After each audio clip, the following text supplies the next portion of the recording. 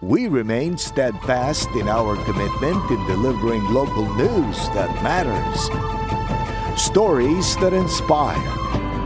Enriching the lives of Filipinos in the Philippines and across the globe. This is your GMA Regional TV. Buong puso para sa Pilipino. Narito na ang mga pinakamalalaking balita ngayong Huwebes. Isang fish stall sa Lipa City Public Market ipinasara ng pamunuan dahil sa ilang reklamo ng umano'y pandaraya.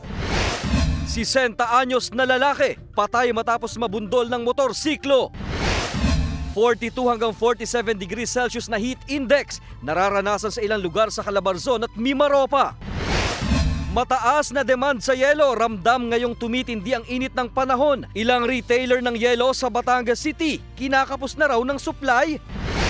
At sarap at linamnam ng kapeng Barako at Gotong Batangas, tampok sa kauna-unahang Batangas Culinaria Cook Fest sa lalawigan.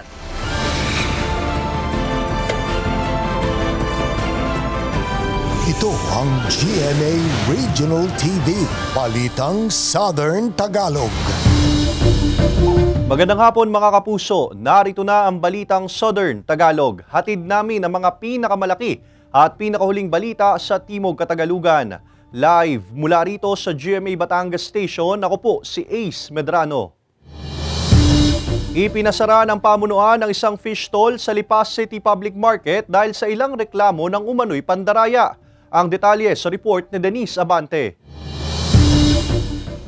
Wala ng mga panindang isda at wala na ring nagtitinda sa isang pwesto na ito sa wet section ng Lipa City Public Market. Pansamantala kasing ipinasara ito ng pamunuan ng pamilihan dahil sa tatlong magkakasunod na reklamo ng ilang mamimili hinggil sa umano'y pandaraya ng tindero nito. Kinurdonan ng mga tauhan ng palengke ang pwesto upang hindi muna makabalik ang mga tindero. Ipinasara namin noong April 18. Ang ginawa namin talagang paraan is patigilin sa pagtitinda. Dahil pag pinayagan pa namin, patuloy pa itong gagawa at gagawa. Kulang talaga sa timbang. Ang mga isdang natira sa pwesto noong araw na iyon, ibinigay ng pamunuan ng palengke sa mga bahay ampunan at PDL sa lungsod. Ayon sa pamunuan ng pamilihan, wala sa lungsod ang may-ari ng pwesto at mga katiwala lamang ang nagtitinda rito na tumanggi na magbigay ng pahayag. Hati naman ang reaksyon dito ng ilang mga tindera at mamimili. Okay lang, dahil kakaawa naman yung kagaya naming mamimili. Dahil laging kagaya nito, kamamahal naman ng isda, kaya dapat laging tama sa presyo at sa timbang. Hindi ako pabor doon kung nagdadaya ng timbangan. Siyempre dapat maging fair tayo. Sana naman maging aral na sa kanya yun at hindi niya naulitin. Diyan naman ate ay nadadaan siguro sa magandang usapan. Unang-una nakakaawa po yung may-ari ng pwesto at saka yung mga nadamay po. May madadaan po sa legal na proseso at sa tamang usapan. Kaya lang ma'am, kagaya nga po noon, sabi ko nga po nakakaawa yung may pwesto dahil hindi naman po siya yung gumawa ng mga oras na iyon. Paglilinaw ng pamunuan ng palengke, may una at pangalawang babala silang ibinibigay sa mga pwesto o tindera na inirereklamo sa kanilang opisina. 3,000 piso ang multa sa unang paglabag, 6,000 piso sa ikalawa at pagpapasara ng pwesto sa pangatlong paglabag. Dun sa pwesto is nasa legal department na po ang desisyon at suspended pa po yung ating pwestong yan at yung manininda is hindi na po pwede namin papagtindahin. Sa ngayon, iisa pa lamang ang pwestong ito na naipasara na ng pamunuan ng pamilihan. Ngunit may pangilan-ngilan na rin daw silang namomonitor at nabibigyan ng babala hinggil sa umunoy reklamo ng pandaraya sa timbang. Muling paalala ng pamunuan na personal na idulog ang mga reklamo sa kanilang opisina. Kasama si J.R. Manjares, Denise Abante, Balitang Southern Tagalog. Muling nagpatupad ng yellow alert status sa Luzon Grid ngayong araw. Ayon sa National Grid Corporation of the Philippines o NGCP, nasa yellow alert ang Luzon Grid kaninang 1:00 hanggang 5:00 ng hapon at mamayang 7:00 hanggang 10:00 ng gabi.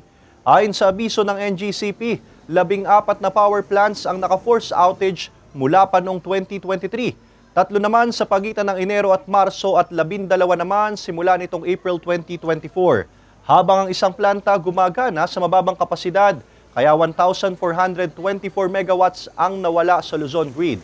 Ayon sa NGCP, nasa yellow alert ang isang grid kapag manipis ang reserbang kuryente.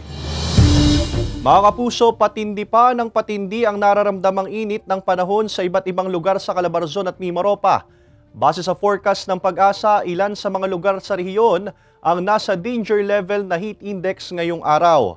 Pinakamataas sa Sangli Point sa Cavite na nasa 47 degrees Celsius na heat index.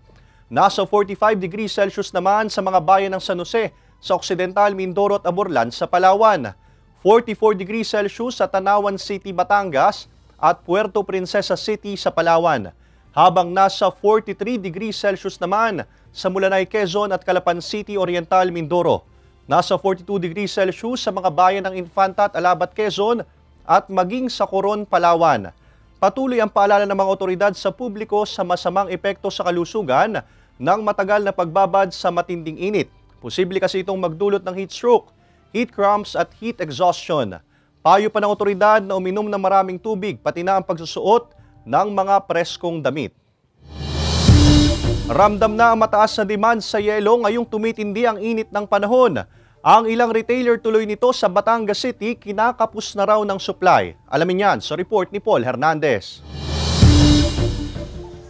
Sagana sa yelo ang mga tindang sa malamig ni Brenda. Hinahanap-hanap daw ng mga customer bilang pamatid-uhaw dahil sa tindi ng init. Bloke-bloke, dadating dito. Ino-order na namin tapos ilang oras lang, mayroon na uli mamaya-maya kasi bawat lagay namin maya-maya ubos na din. Napapadoble gastos naman ang fish vendor na si Desiree sa Batangas City Old Public Market dahil napakabilis daw ngayong matunaw ng mga yelong panlagay sa cooler ng mga pambenta niyang isda. Minsan nakaka-70 lang kami, ganun. Nakakadoblehan kami ng 70, nakakatatlong 70 kami. Sobrang namang init, madaling matunaw ang yelo. Hindi naman daw pwedeng tipirin ang dami ng yelo dahil kalidad ng isda ang nakasalalay rito. Mabilis na ring maubos ang tube ice para sa water container sa karinderyang ito. Naabot po ng 250 gayon hanggang 300. Opo. Eh masyado pong nahingi ng yelo sa soft drink. Wala nang patid ang umuorder ng yelo at delivery sa iba't ibang lugar sa ice retail store na ito sa Batangas City. Maaga na rin silang nagbubukas para makapag-deliver agad sa mga customer. Sa bloke po kasi nagsasandaan na po kami mahigit, dati po mga 60 lang, 80 ganun. Minsan, nauubusan na raw sila ng yelo na pambenta dahil kulang din ang supply sa kanila. Sa lakas nga ng demand, nagtataas na rin sila ng presyo. Ang ice cubes, 200 na ngayon kada sako na dating 190 pesos. 440 pesos ang isang bloke mula 420 pesos. 150 pesos pa rin sa ice tubes. Tinitiyak din nila na malinis ang kanilang mga idinideliver na yelo. Doon, natatagalan doon magkuha kasi pila-pila din doon. Oo, marami din kumukuha. Hindi pa raw tiyak kung mapapanumbalik agad ang dating presyuhan ng mga yelo, lalo't mas nararanasan pa ang patinding init ng panahon. Kasama si Buhay Adante Jr., Paul Hernandez. Balitang Southern Tagalog. Naitala ang maluwag na sitwasyon sa satellite registration at Register Anywhere program ng COMELEC sa isang mall sa Batangas City. Narito ang report ni Paul Hernandez.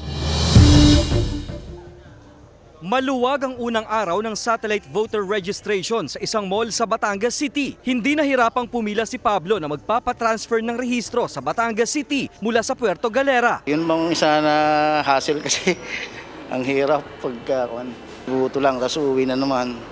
Pamasahe pa, laki mo. Hindi nakaabot sa mga satellite registration sa barangay si Sofia, kaya't swerteng nakatiming siya na magpa-reactivate ng kanyang rehistro. Siyempre, pabor yan sa seniors. Malamig, madaling puntahan, may parking area, etc. Favorable, convenient. Inaasahan na raw ng COMELEC Batangas City na hindi daragsa ang mga magpaparehistro rito. Tingin kasi nila, nasusuyod na nila ang mga barangay. Ang kagandahan ngayon sa mall satellite registration, may binuksang Register Anywhere program. Kung Visayas, Mindanao, Cavite or Manila, you can do it here at dito kayo nagwo-work. You can do it here sa amin. Hindi mo na kailangan mag-flight back. You don't have to go there. 3 araw sila rito sa mall at kada buwan may mall registration na silang gagawin. Mula sa 105 barangay sa lungsod, nasa 27 barangay na raw ang kanilang napuntahan para magsagawa ng satellite registration. So let me take this opportunity to invite you sa Malvar. Medyo malayo na, no? So yung iba nagtatrabaho sa Malvar na taga Batangas City or Lipa or Santo Tomas, Sanawan, meron po doong satellite. Tuloy-tuloy pa rin daw ang isasagawang pagpaparehistro sa mga universidad. Sa pinakahuling tala, mahigit 10,000 na ang nakapagparehistro sa lungsod. Kasama si Buhay Adante Jr., Paul Hernandez. Balitang Southern Tagalog. Mas mataas ang tsansa ng pagkalat ng rabies sa mga alagang hayop ngayong tag-init ayon sa Health Authority. Para sa detalye, makakasama natin live si Denise Abante. Denise?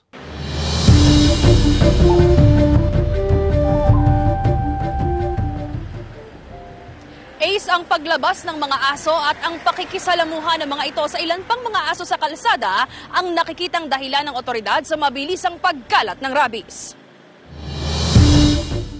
Saan man pumunta si Bobby, kasama raw niya ang kanyang alagang beagle na si Ash. Kaya marami na rin daw itong mga nakakalarong ibang mga aso pero hindi siya tiyak kung bakunado ang mga ito o walang rabies. Ngayong araw, minabuti niyang paturukan ng anti-rabies ang alaga sa isinagawang libreng pagbabakuna ng Lipas City Veterinary Office sa kanilang barangay sa Tambo, Lipas City.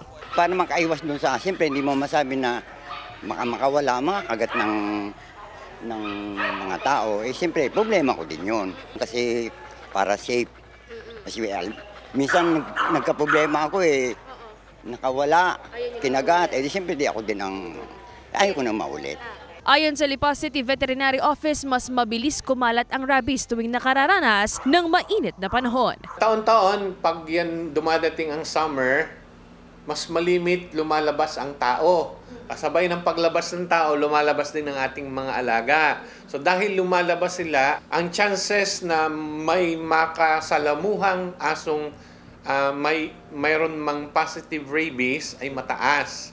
So sa pagdami ng panahon na nasa labas ang ating mga alaga, the chances or the risk of rabies incursion sa kanila ay mataas. Sa tala ng opisina ng veterinaryo, may 2 laboratory-confirmed rabies cases noong unang quarter ng 2023 na mula sa Barangay San Lucas at Barangay Santo Niño. Nadoble ito sa unang quarter ngayong 2024 kung saan 4 na laboratory-confirmed rabies cases mula sa mga barangay ng San Benito, Antipolo del Sur, Pangao at Quezon ang naitala. Bagay na pinakatututukan ng opisina ngayon, kaya mas pinaiigting nila ang kampanya at panghihimok sa mga pet owners na maging responsable at paturukan ng anti-rabies ang kanilang mga alaga. So lapit po kayo sa inyong City Vet Office o sa Provincial Veterinary Office. Tutulong po sa inyo para maprotektahan ang inyong aso against rabies para po hindi lumipat sa tao. Kasi ang sakit pong rabies sa tao ay wala pa siyang kagamutan hanggang ngayon. Para kay Princess, malaking tulong daw ang libreng bakunang hatid ng LGU para sa kanilang mga alagang hayop. Kasi kung babayad ka pa sa vet sa labas, so expenses pa siya. Wherein dito, at least provided na siya ng government. And at the same time, protection din ng pets, protection din ng owners. Kada araw may schedule ng anti-rabies vaccination sa bawat barangay sa lungsod mula alas 7 ng umaga hanggang alas 11 ng tanghali. Ace payo ng veterinaryo sa mga pet owner na pabakunahan na ang kanilang mga alagang hayop upang hindi magsisi bandang huli. Ace? Maraming salamat, Denise Abante. Sa mga kapuso natin sa Santa Rosa City, Laguna, narito na ang hihirit sa inyong umaga. Samahan si Kapuso host at unang hirit weather presenter Andy Opertiera sa Kapuso Artist Participation para sa Solar PV System Press Event sa SM City Santa Rosa sa Santa Rosa City, Laguna sa Lunes, April 29, alas 9 ng umaga. See you there, mga Kapuso! Ito ang GMA Regional TV, Balitang Southern Tagalog.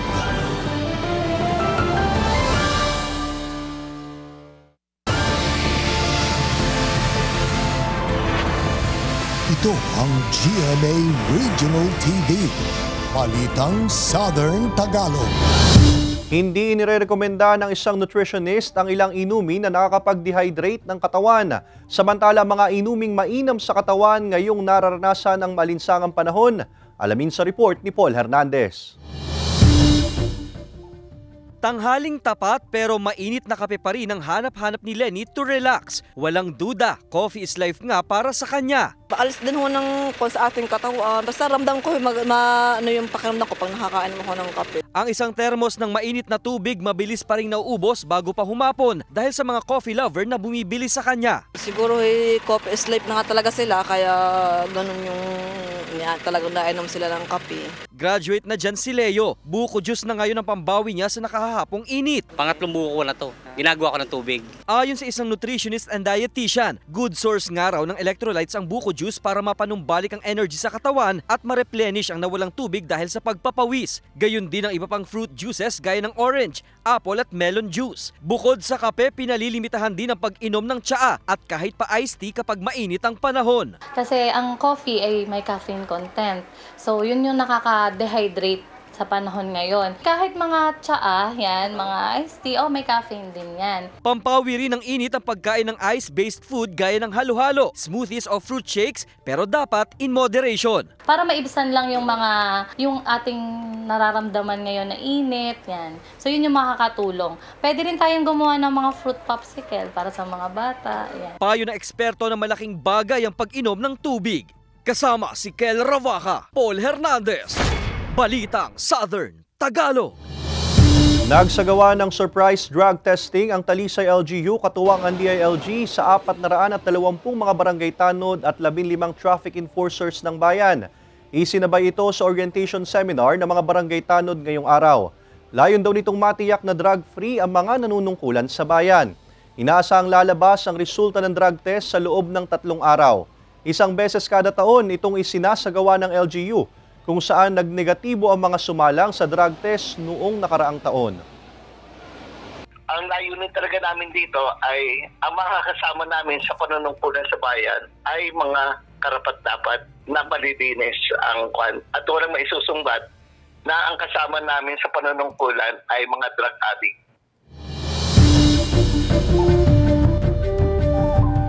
Pinaghihinay-hinay ng isang senador ang pamahalaan sa pag-import ng mga agrikultural na produkto. Alamin yan sa report ni Paul Hernandez. Tila nasasaktan daw si Senator Amy Marcos kapag naririnig na isang Pilipinas sa top rice importer ngayon sa mundo. Gayong sa Pilipinas pa nga raw nagsipag-training ang mga agricultural researcher mula Vietnam at Thailand. Tingin niya, hindi na bigyang pansin ang pananaliksik ng mga Pinoy scientist. At sa gitna ng kinakaharap na suliranin sa agrikultura sa bansa, pinahihinay-hinay ng senador ang pag-i-import ng agricultural products. Ang unahin talaga, buy back, i-buy back.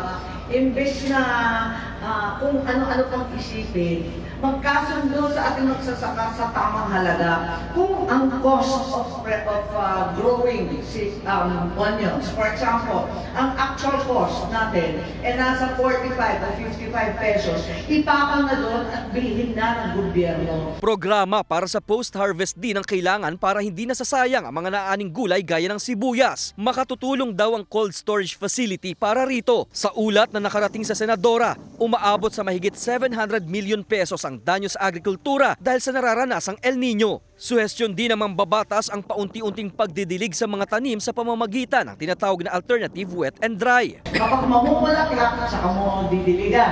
Pagkatapos nun, wala na naman, tiis-tiis. Tapos pag mamubuntis yung palay, di ko alam kung anong tawag nun eh. Basta pag mamubuntis na siya, saka na naman didiligan. Sinabi ang mga pahayag na yan sa pagbisita niya sa Mindoro State University sa Oriental Mindoro nitong linggo, kung saan nasa 1,000 mga estudyante ang nakatanggap ng 5,000 pesos na cash aid mula sa Assistance to Individual Crisis Situation o AICS program ng DSWD. Paul Hernandez, Balitang Southern Tagalog.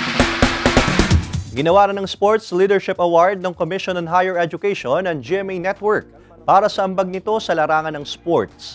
Sa ginanap na 2nd Annual Tertiary Sports Leaders Congress ng CHED, kinilala ang kolaborasyon ng GMA Network para sa pag-cover ng iba't ibang sports programs at events ng CHED. Pinuri ni CHED Chairman Prospero de Vera ang pagtampok ng kumpanya sa buhay ng mga atletang Pinoy. Sabi naman ni GMA Senior Vice President and Head for GMA Integrated News, Regional TV and Synergy, Oliver Victor B. Amoroso, magpapatuloy ang GMA Integrated News sa pagsuporta sa mga atleta at sa paglaganap ng sports sa Pilipinas. Importante rin daw ang paggamit ng social media at mga digital platforms sa larangan ng palakasan na binigyang diin sa GMA Masterclass, the Social Media Literacy Series. Sa GMA Network, we believe in the value of sports, no? And its ability to inspire and bring communities together. Voicing our commitment to a mas malaking misyon, mas malawak na paglilingkod sa bayan. Kasama dito ang pag-push namin, no, ng Philippine sports. What GMA has done in documenting the life stories of athletes is really commendable. And it is important because it is done in an assembly where we have put together all the sports directors, the coaches, the sports officials of all the universities in the country. Para sila din, pag nakita nila yan, they can start thinking of how they can do the same for promotion of athletes in their respective areas.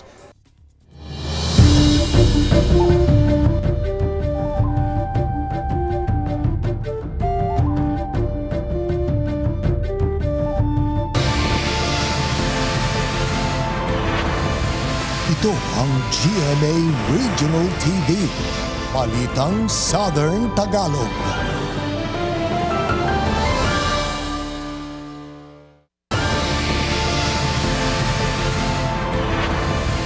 Ito ang GMA Regional TV, Balitang Southern Tagalog. Patay ang isang lalaki matapos mabundol na motorsiklo na umiwas sa isang batang patawid sa kalsada sa Lipa City. Ang rider sugatan. Tutukan yan sa report ni Denise Abante.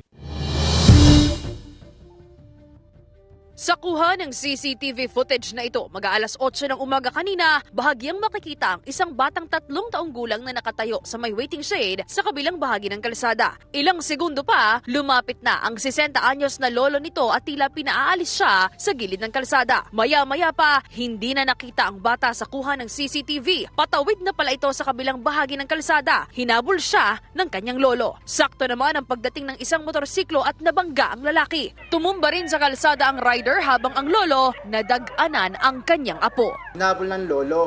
May parating na isang motor na patungong bayan na sa pag-iwas nito sa bata, ang nahagip ay yung lolo. Kaya biglang tinamaan yung lolo, bumagsak sa kalsada, tinamaan din yung bata ng lolo, nabagsakan yung bata ng lolo, at yung bumagsak yung driver. Sa kuhang video na ito ng isang residente, makikitang hindi na gumagalaw ang lalaki at binibigyan ng CPR ng isang residente. Dinala ang biktima sa pinakamalapit na pagamutan, maging ang rider ng motorsiklo at ang bata. Pinuntahan ng GMA Regional TV Balitang Southern Tagalog ang bahay ng maglolo, ngunit ayon sa mga kapitbahay, nasa ospital pa ang mga ito. Sa mensaheng ipinadala ng asawa ng matandang biktima sa isang opisyal ng barangay, nasawi ang asawa kaninang mag-aalas 2 ng hapon. Ang 3 taong gulang na bata nasa maayos ng kalagayan. Hindi pa tiyak ng mga otoridad kung nasa pagamutan pa ang nakabanggang rider o nakauwi na ito sa kanilang tahanan sa Ibaan, Batangas. Sinisikap pa ng GMA Regional TV Balitang Southern Tagalog na makuhanan ng pahayag ang pamilya ng mga biktima at ang rider. Sabi ng pulisya, nagkaroon na raw ng pag-uusap ang magkabilang panig hinggil sa insidente. Abiso naman ng otoridad. Huwag natin pababayaan na nag-iisa at laging hahawakan dahil ang bata ay medyo malikot pa. Sa mga rider naman o sa magmamaneho, kailangan dahan lang, disiplina sa sarili at laging presence of mind. Kasama si J.R. Manjares, Denise Abante, Balitang Southern Tagalog.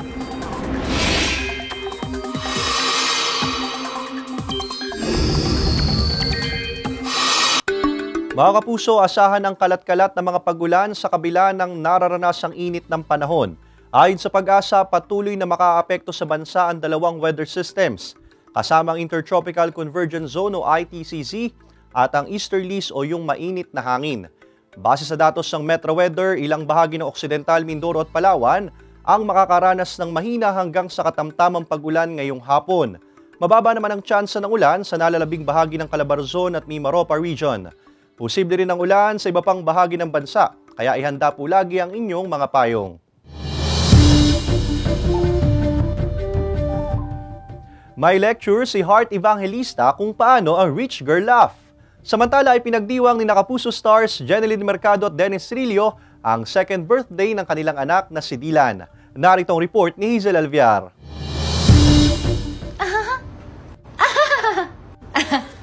Ganyan daw dapat ang rich girl laugh ayon kay Heart Evangelista. Dapat ay bilang at poised and composed pa rin. Ginawa ni Heart ang video matapos magtanong ng isang netizen kung paano gawin ang rich girl laugh. May mahigit 5 million views and counting na ang nasabing video. Ibinahagi ni Jeneline Mercado sa kanyang social media account ang ilang photos nila sa pagdiriwang ng second birthday ng kanilang anak ni Dennis Trillo. Tema ng birthday party ni Dylan ang isang children show kung saan kita ang saya niya sa kanilang mga larawan. Nagpaalam na kamakailan lang ang mga karakter ni na Dominic Ochoa at Dennis Barbacena na sina Michael at Doc Yula sa abot kamay na pangarap. Nasawi sila dahil sa virus sa tampok ngayon sa serye. Personal lamang na maalam ang dalawa sa kanilang co-stars kung saan naging emosyonal hindi lang ang dalawa kundi maging sina Jillian Ward, Hazel Kinuchi at iba pa nilang kasamahan. Hazel Alvior, Balitang Southern Tagalog.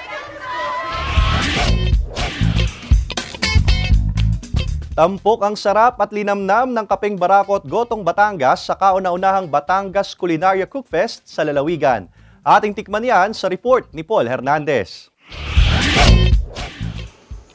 Ang lasa at aroma ng kapeng barako ng Batangas ni-level up at binigyan ng twist. Ganyan ang ginawa ng mga kalahok sa kauna-unahang Batangas Culinaria Cookfest sa Batangas City. Entry ni Clydel ang kapeng barako with mango puree and basil na first time niya raw ginawa. Actually, nagko-compliment po si mangga and the kape and with a twist of the basil po. Hindi mo ma-imagine na with basil talaga to, no?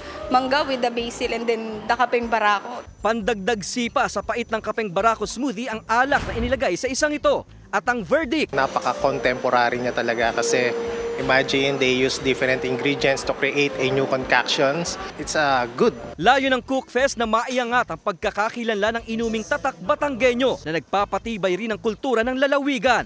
So we're working with the IPO, yung trademark ng kapeng barako, para pag sinabi natin kapeng barako, talagang sure tayo na ito ay galing sa Batangas and yun yung isa nating pinagsisikapan ngayon. Ang tradisyonal namang luto ng Gotong Batangas, ginawan din na fusion. Katakam-takam ang mango cani goto salad with goto sauce. Goto roulade naman ang Pinoy version ng French dish na ito. Mapapahigop ng sabaw sa goto ramen na may goto dumplings at ang black pasta goto na swak sa panlasang Pinoy. Gotong Batangas po talaga. Tapos hinaluan lang din po namin ng coconut charcoal. Ginamit po namin yung mismong sa goto para sa pasta. Magiging regular na raw ang Batangas Culinaria Cookfest kung saan itatampok ang mga luto at pagkain sa Batangas na maipapatikim at maipapakilala sa maraming turista. Kasama si Buhay Adante Jr., Paul Hernandez, Balitang Southern Tagalog. Mga kapuso, bukas araw ng Biyernes, April 26, mawawalan ng supply ng kuryente ang ilang barangay sa Tanawan City at Talisay, Batangas. Magsisimula ito alas 9 ng umaga hanggang alas 5 ng hapon. Bunsod ng paglilipat at pagpapalit ng mga nabubulok na poste at row clearing ng mga linya. Samantala bukas din mawawala ng supply ng kuryente ang ilang barangay sa San Juan, Batangas na magsisimula sa pagitan ng alas 9 ng umaga hanggang alas 5 ng hapon. Bunsod ng manual load dropping o rotational brownout. Mga kapuso, tara na sa The Outlets at Lipa sa Lipa City, Batangas para sa Kapuso Mall Show sa April 27, Sabado alas 5 ng hapon. Kasama ang ilang cast ng Asawa ng Asawa Ko, Abot Kamay na Pangarap, Running Man Philippines at Pipito Manaloto. Ito na ang best time ever ninyo. Abangan si Kapuso stars River Cruz, Bruce Roland, Hazel Kinuchi, Rahil Bria, Lexi Gonzalez, Kokoy De Santos, Angel Guardian, Buboy Villar, Jake Vargas, Sofia Senyoron, Mosang at Kapuso host, May Bautista. Kita-kits mga Kapuso! Samantala, mapapanood niyo po ang episode na ito at iba pa ang pinakahuling lokal na balita sa official website ng GMA Regional TV, www.gmaregionaltv.com. Pwede rin kayo bumisita sa aming official YouTube channel, GMA Regional TV, at i-click ang subscribe button para sa pinakamainit na balita mula sa rehiyon. Dahil sa GMA Regional TV, local news matters. At iyan ang mga pinakamalaki at pinakahuling balita sa Timog Katagalugan. Maraming salamat sa pagsama sa amin, pati na mga kapuso sa ibang bansa na tumutok sa mga balita sa rehiyon. Kami, ang GMA Regional TV Balitang Southern Tagalog. Buong pwersa para sa mas malaking misyon at mas malawak na paglilingkod sa bayan.